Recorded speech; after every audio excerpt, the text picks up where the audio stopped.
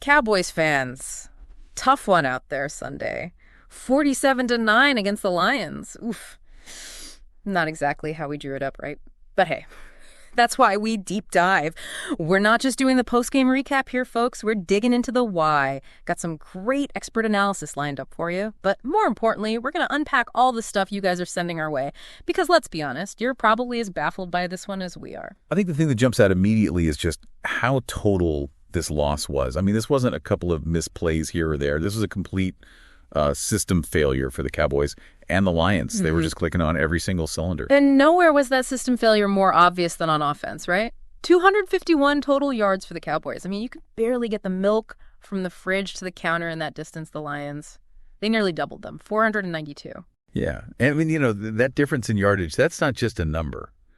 It really speaks to the entire strategic battle that played out. Yeah. See, establishing the run in this game, it wasn't just like a bonus. It was absolutely fundamental.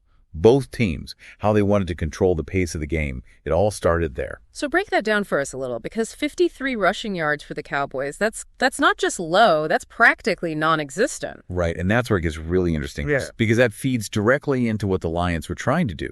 If Dallas can't run the ball consistently, suddenly everything's thrown off, it's 3rd and long, every single drive, their playbook shrinks. Right. And that Lions pass rush, they can just pin their ears back and go, they know Dak's going to have to throw. Which leads us to those brutal 3rd and 4th down conversions, or lack thereof. 3 for 13 on 3rd down, 1 for 4 on 4th. It's like they kept slamming face first into a wall out there. More than just a wall. It's like the cascading effect. Yeah. You know, each one of those failed conversions, it wasn't just an isolated play. They were symptoms of this bigger strategic failure, right? Dallas could not, for the life of them, stay ahead of the chains. And what does that do? Puts an insane amount of pressure on Dak Prescott. Speaking of pressure, we got to talk about Dak's performance. 3 interceptions. That's not the Dak we're used to seeing. Not even close. Nope. And look, some folks are going to point the finger at the O-line. Yeah. And yeah, Dak was sacked 4 times. That's not nothing. But when you really watch the film, there's something else at play here. He was holding onto the ball for way, way too long, almost hesitant. So are we saying this is a Dak problem, O-line problem, some unholy combination of the two? Yeah. Because I'm seeing articles blaming everyone down to the water boy here. I think, honestly, it's more nuanced than just pointing fingers. Like it or not, football is a team sport. And the quarterback, even a talent like Dak, he's reliant on the guys around him. Were there protection breakdowns? Oh, absolutely. But there were also missed reads, dropped passes, this feeling of, I don't know, just general confusion on the Cowboys' offense. It makes you think there's some deeper issues going on there. It's like that whole offense, they just wandered into quicksand out there, and every time they tried to move, they just, sunk a little deeper. Oof, yeah. That's a powerful image. And it really gets at the mental side of a game like this too, right? Once a team starts doubting themselves, those mistakes, they snowball fast. And that's kind of what we saw with the Cowboys, I think. Yeah, and look, it's easy to focus on everything going wrong for Dallas here. But we got to give credit where credit is due, right? The Lions, they didn't just benefit from the Cowboys' collapse, they dominated. No question. And they came in with a plan, you could tell. Oh. And they executed it perfectly. Jared Goff, 308 yards, 3 touchdowns. He really showed what he can do when he's in his element, making smart decisions under pressure, extending plays. And it wasn't just Goff either. David Montgomery, it's like he was possessed back there, ran for 80 yards, 2 touchdowns. The Cowboys D, they had absolutely no answer for him. Right. Montgomery's performance, I think, speaks volumes about this commitment to a balanced attack from the Lions. Even when they were up big, they didn't just become one-dimensional, They stuck to the game plan, ran the ball effectively, 184 yards on the ground as a team, kept that Cowboys defense guessing, off balance the whole game. Oh, and how about Jameson Williams? Can't leave him out of the conversation. Averaged a ridiculous 25 yards per catch. It felt like every time he touched the ball, bam, something explosive happened. And that's the thing. Williams is the perfect illustration of how the Lions exploited those weaknesses we were talking about with the Cowboys. Dallas is so worried about the run game, they completely forget about a talent like Williams on the outside. His speed, his route running, it was just too much for that Cowboys secondary. They couldn't handle it. It's like they were playing chess, but the Lions were always like 5 moves ahead. They did their homework, man, came prepared, ready to take advantage of every single mismatch. 100%. This wasn't just about individual players having good games. This was coaching. This was strategy. This was execution. Plain and simple. The Lions, they were the more disciplined team out there. Right. and they made the Cowboys pay for every mistake, every hesitation. And speaking of mistakes, can we talk about that second quarter for a sec? Brutal. 20 unanswered points from the Lions. It was like watching a dam break. Oh, yeah, that was the turning point for sure. It's one thing to fall behind, but the Cowboys, it's like they completely unraveled. Their body language, the play calling, everything just screamed frustration. Yeah, like they were desperately flipping through the playbook, but nothing was making sense anymore. And the Lions, on the other side, they're hitting their stride, man. They can smell it. Right.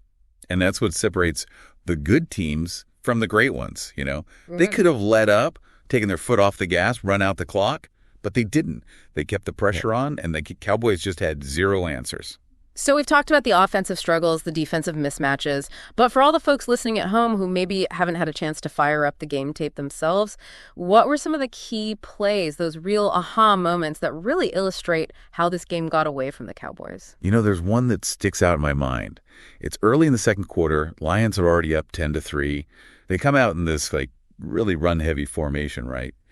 But then Goff fakes the handoff, rolls out, finds Hawkinson wide open in the end zone for the touchdown. Okay, so unpack that for us. Why is that play so significant? What'd you see there? Well, it kind of sums up the whole game, honestly. The Lions, they used the Cowboys' expectations against them. Dallas was so fixated on stopping the run, they completely forgot about Hawkinson. And he made him pay. That's the kind of play calling, that strategic thinking that wins games at this level. And it wasn't just a one-time thing either. Time and time again, the Lions were ready for whatever the Cowboys threw at them. They were reading the defense, calling audibles, anticipating, always a step ahead, like you said. It's like they hacked into the Cowboys playbook or something. Yeah, it's that preparation meets opportunity thing, you know. The Lions, they clearly came in ready to exploit those weaknesses, the stuff we talked about. But it's more than that. They capitalized on those little shifts in momentum, those in-game adjustments.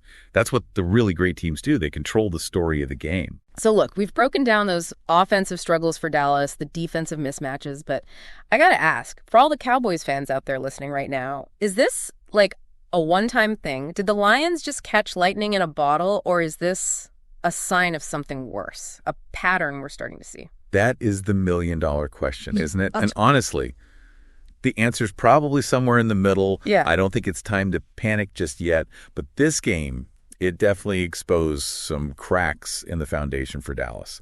They got to figure out this run game. They got to protect Dak better, and they got to learn how to adjust when things aren't going their way. If they don't, it could be a long season. Exactly. So, Cowboys, back to the drawing board, back to basics. Yeah. But what about the Lions? Are they for real? Was this a fluke, or are they the team to beat in the NFC? They've been building something special in Detroit, and this win, this was a statement. But the real test is consistency. Can they bring that same energy, that same execution week in and week out? That's what separates the contenders from the pretenders. They beat the Cowboys, yeah, but can they hang with the best of the best? We'll see. I guess that's why they play the games, right? You said it. All right, so for both these teams, the real work starts now. Cowboys got to find their footing. Lions got to prove they're here to stay. But for everyone listening, I think this game was a good reminder. Every single Sunday in the NFL is a news story. New upsets, new heroes. Those did that just happen? Moments that keep us coming back for more. That's the beauty of it, isn't it? This league, it's unpredictable, it's exciting, and no matter how much film you watch, how many stats you crunch, there's always that element of surprise. Couldn't have said it better myself. So for all you armchair quarterbacks and fantasy gurus out there, keep your playbooks handy, your eyes glued to the screen, and most importantly, keep those minds open. Because if this game taught us anything, it's that in the NFL, anything can happen. Hey, listeners! If you've enjoyed today's episode of The Good Advice Giver, then don't forget to hit that download button and follow us for more insightful conversations that help you level up your life. Whether it's improving your business strategies, mastering personal development, or finding the best ways to boost productivity, we've got you covered every step of the way. Today's episode was packed with advice on how to overcome obstacles and navigate challenges, and we'll continue bringing you more episodes filled with actionable tips and expert interviews.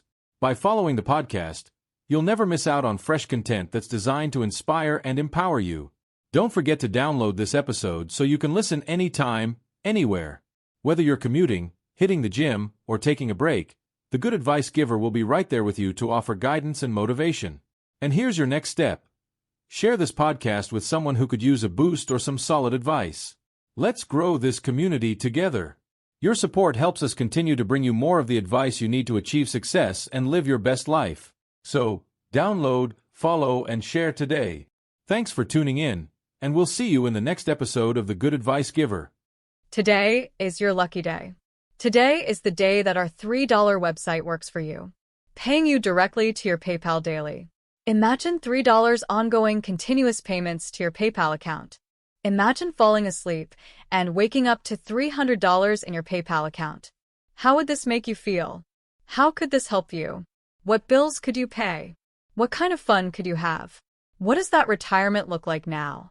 All for a one-time payment of $3. This website is DFY done for you, fully built and completely hosted, and never stops collecting payments for you. You have spent $3 on coffee on a regular, but that coffee won't help you create multiple streams of income. Click the link below.